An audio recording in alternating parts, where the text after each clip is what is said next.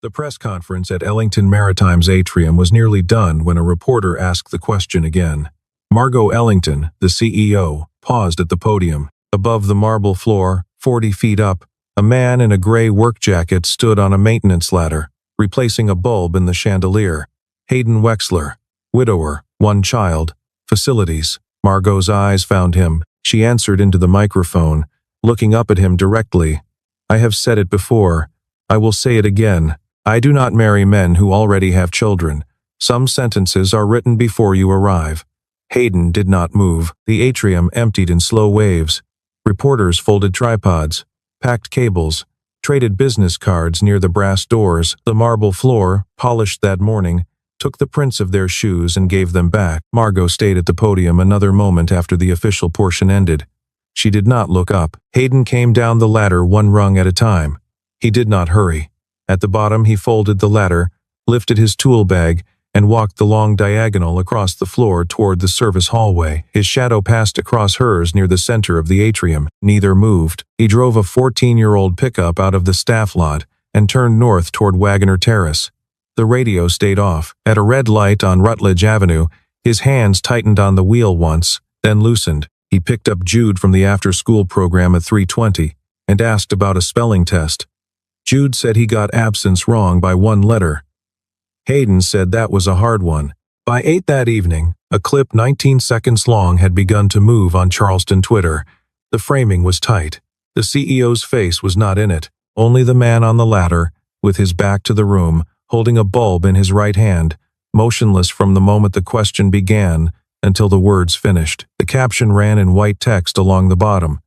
The dignity of the man who didn't flinch. By midnight, the post was at 400,000 views. Hayden read the post once, standing in the hallway outside Jude's room. The boy was asleep with a navigation atlas open on his chest.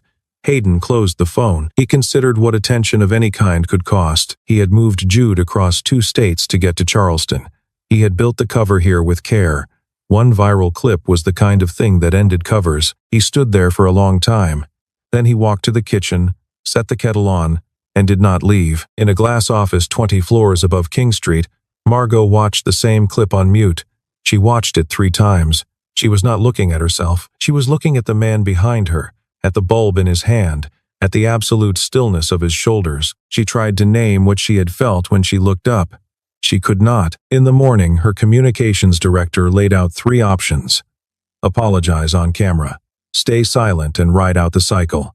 Reaffirm the statement and pivot to the quarterly numbers. Margot listened. Then she said she would handle it herself. She took the freight elevator down to the technical floor at 9:40. The pretext she gave her assistant was a thank you visit for long hours during the press event. The pretext was thin. She knew it. She went anyway. She found Hayden alone in a service room, replacing the filters on an HVAC unit. He did not look surprised.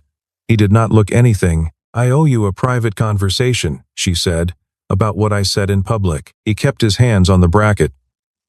You don't owe me anything, ma'am. I was changing a bulb. His voice was level, not cold, not bitter, just level. That was worse. She walked back through the atrium. She looked up at the chandelier.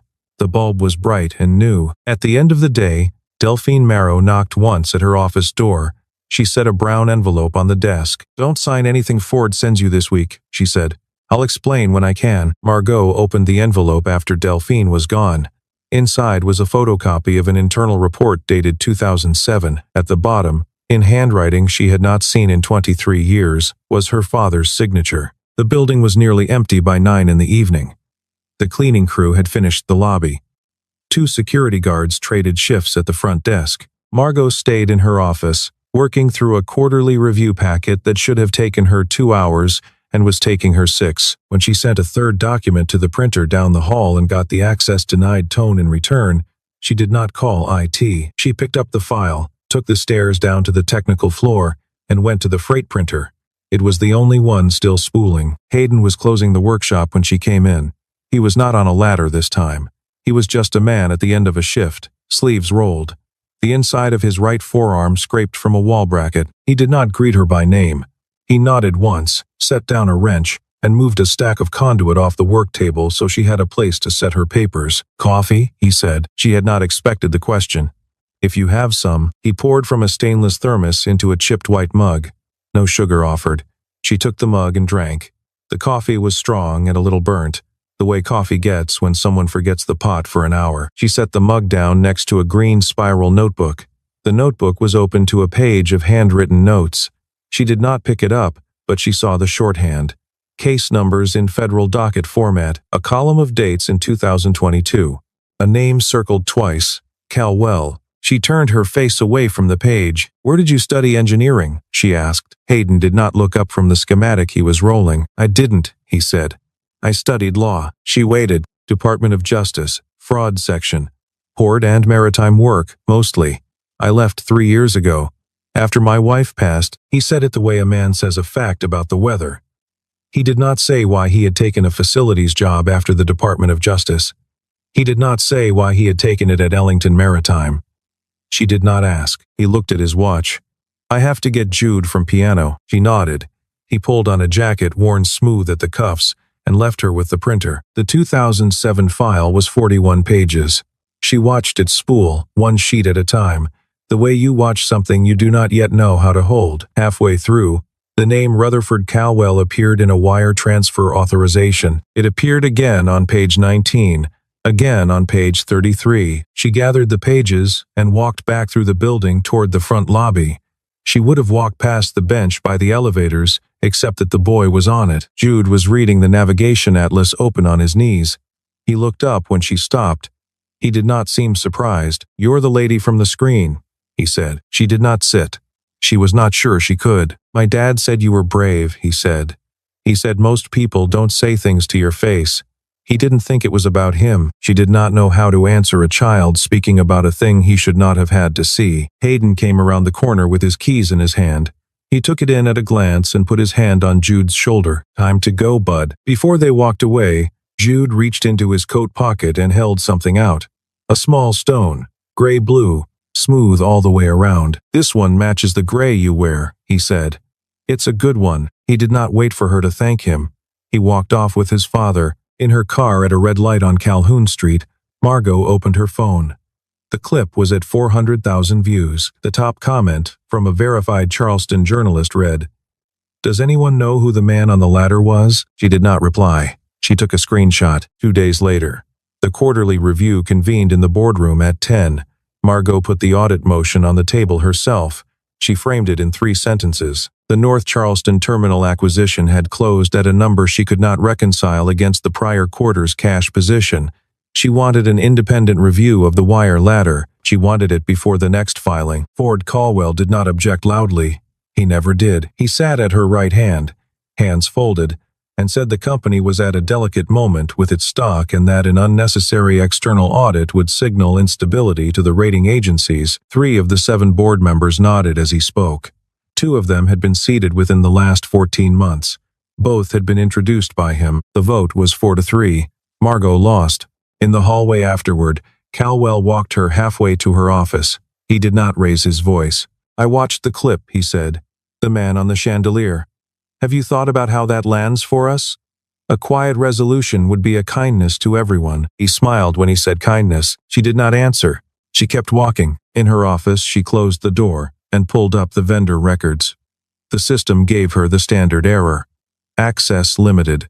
She tried again with her CEO credentials. Same error. The pre-2019 records were sealed against her. She went down to the technical floor at 6. Hayden was at the workbench replacing a damaged ballast.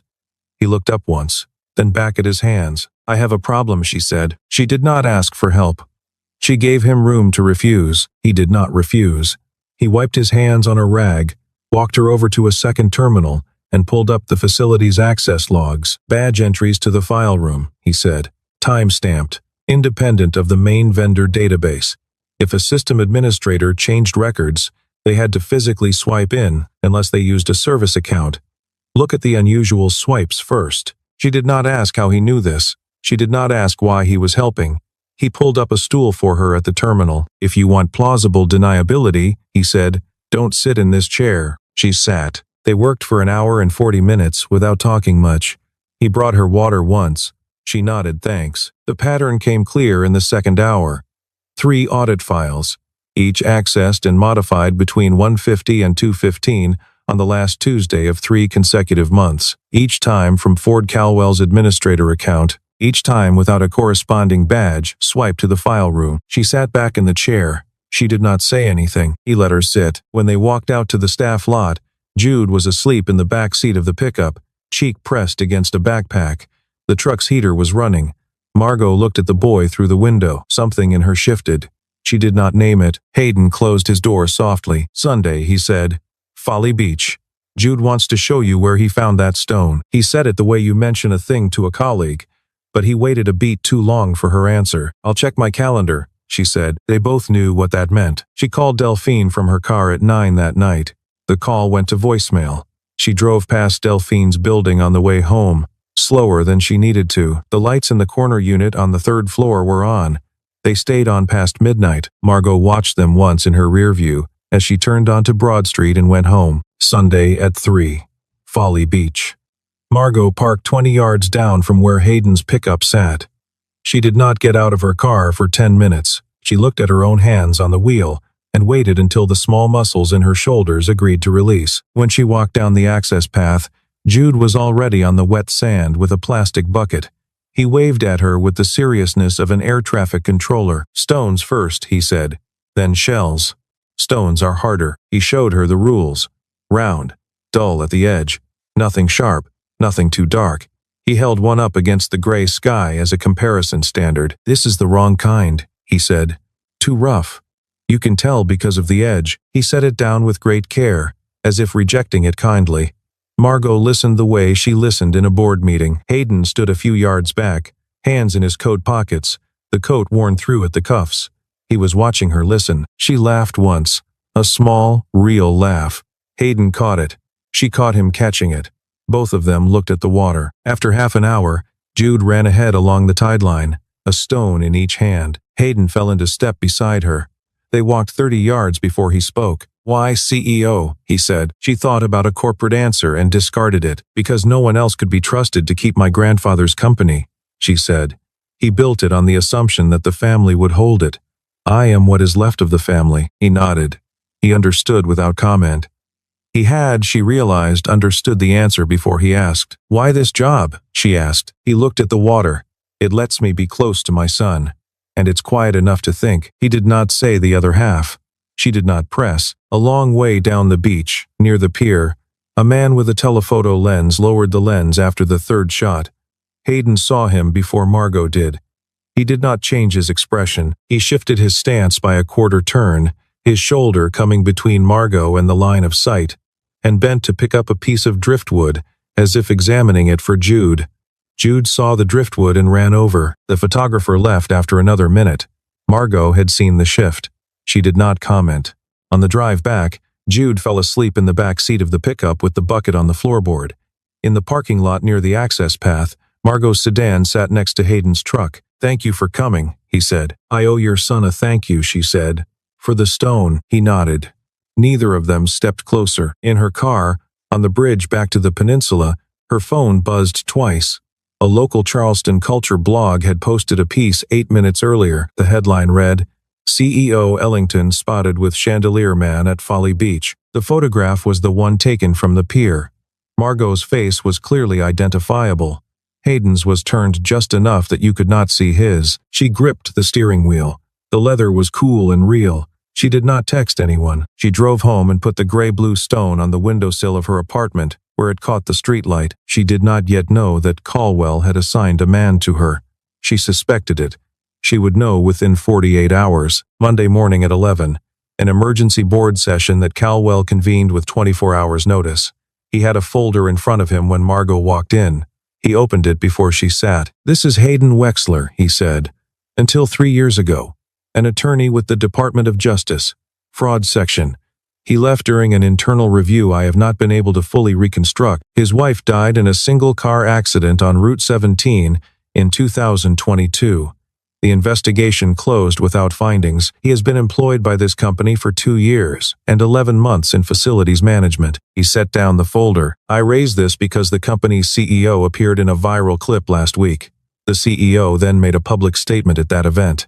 The CEO was photographed yesterday on a beach with the same employee and his child. I am not making accusations. I am asking the board to consider whether the optics of this situation are compatible with the trust that the chair has placed in her judgment. He looked at the table. 2 of the board members would not meet Margot's eye. I propose, Calwell said, that audit oversight be temporarily transferred to me, pending a review of the CEO's executive conduct. He smiled very slightly when he said review. Margot did not stand. She looked down the length of the table. 72 hours, she said. I will give the board a written response in 72 hours. No vote before then. She left the room. She went down to the technical floor. Hayden was not there. The workshop was locked. She checked her watch. 3:15 on a Monday. He was picking Jude up from piano. She called his cell from the stairwell. Coffee, she said. East Bay. 40 minutes. He did not ask why. He said yes. The cafe on East Bay was small enough that the woman behind the counter recognized Margot and did not say so. Hayden was already there when she arrived, in a corner booth, 2 cups of coffee neither of them touched. She sat. She did not waste the first sentence. The board put your file on the table this morning, she said. I am not asking because I doubt you.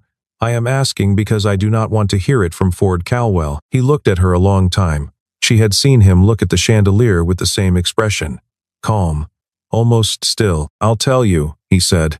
Not here. Tonight. After Jude is asleep. She nodded. While they sat, a black sedan rolled past the front window. Then it rolled past again, slower the second time. Hayden saw it both times. He did not turn his head. He took a sip of the coffee he did not want, set the cup down, and shifted his body half a foot to the left so that his shoulder blocked the line of sight from the street to Margot's face. She caught the movement. She did not say anything. They left the cafe separately. He went to pick up Jude an hour earlier than usual.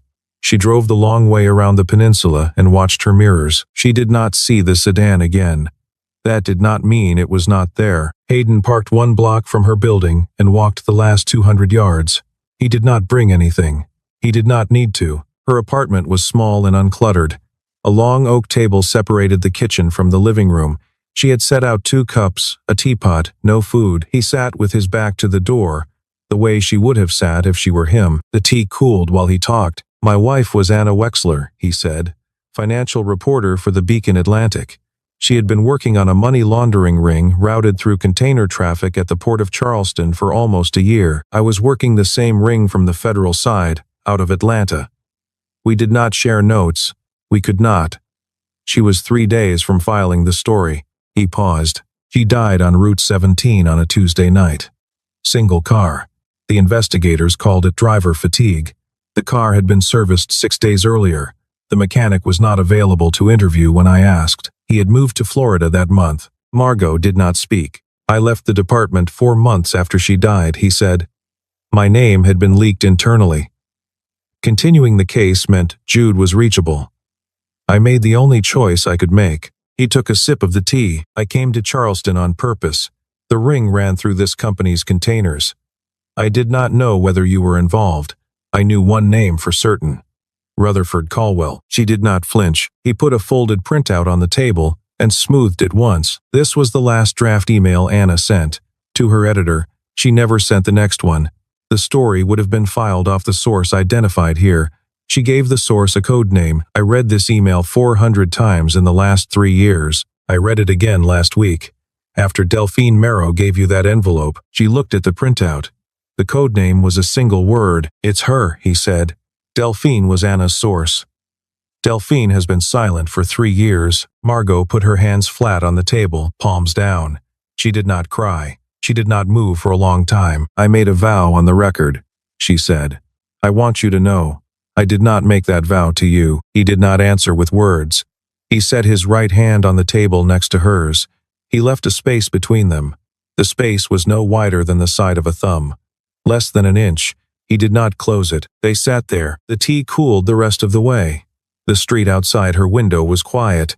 Somewhere 2 floors down a refrigerator cycled on. Neither of them moved their hands. Neither of them said anything. Outside, a car passed. Inside, the small clock above the stove kept time the way small clocks do.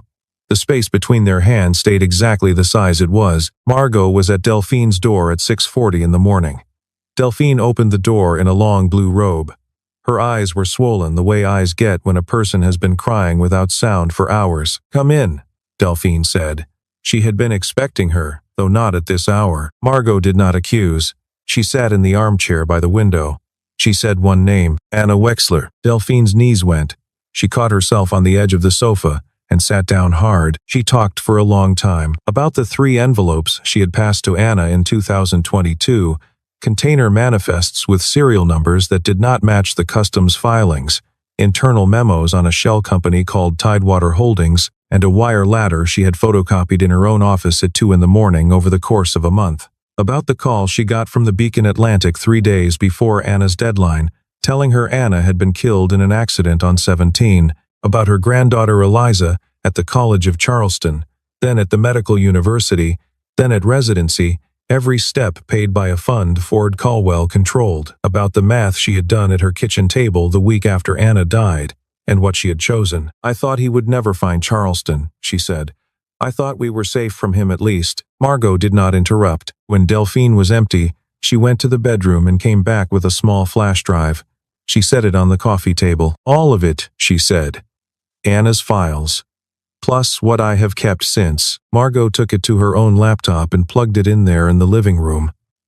The folder structure was clean, methodical, the work of a woman who had been preparing this morning for 3 years. Halfway through, she found a file she did not expect. A scanned contract dated April 2007. 2 signatures at the bottom, Ford Caldwell, and her father. She read the document twice. The terms were direct. A payment of $1.5 million in exchange for vacating the Ellington residence, surrendering any claim to family assets, and undertaking not to return to South Carolina.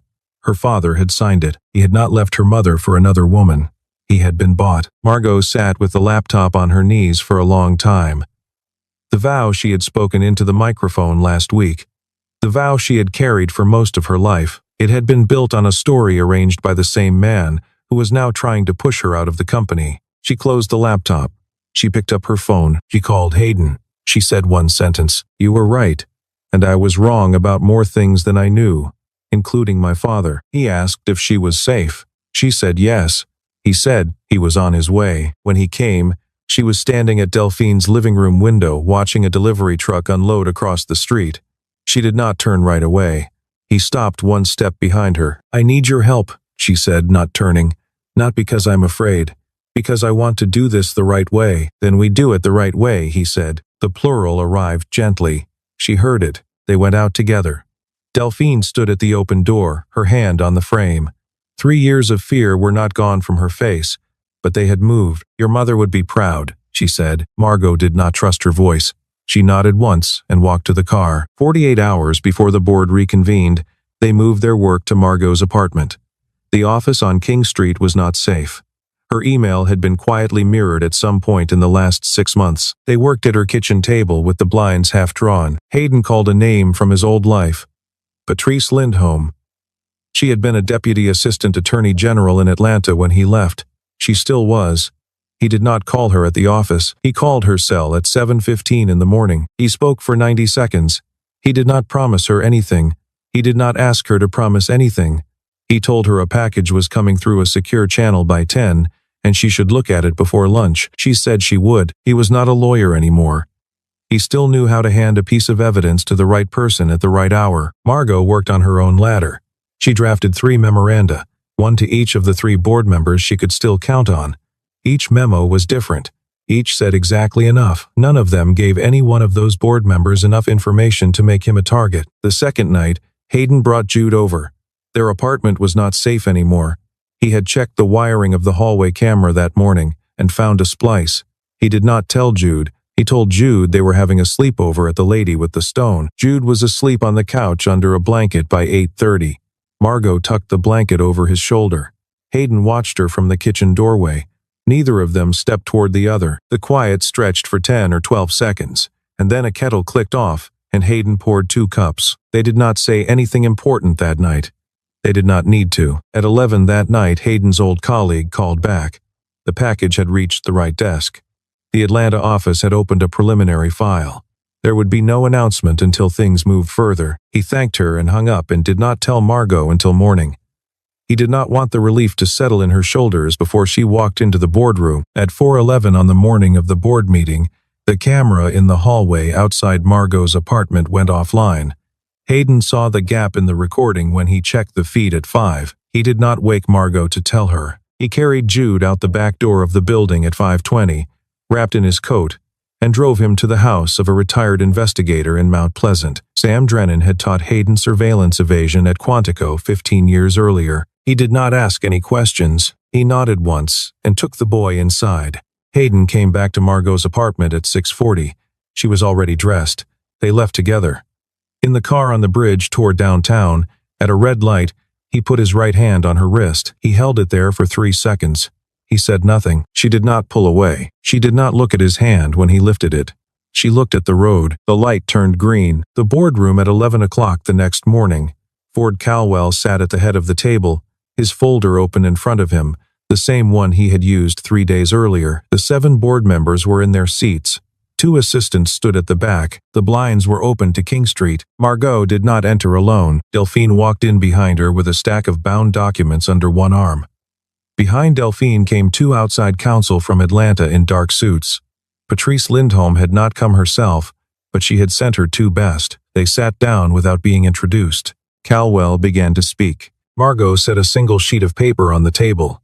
The 2007 contract, his signature at the bottom, right side up, where everyone in the room could read it. She did not raise her voice. 18 years ago, you paid my father $1.5 million to leave his family and not return, she said.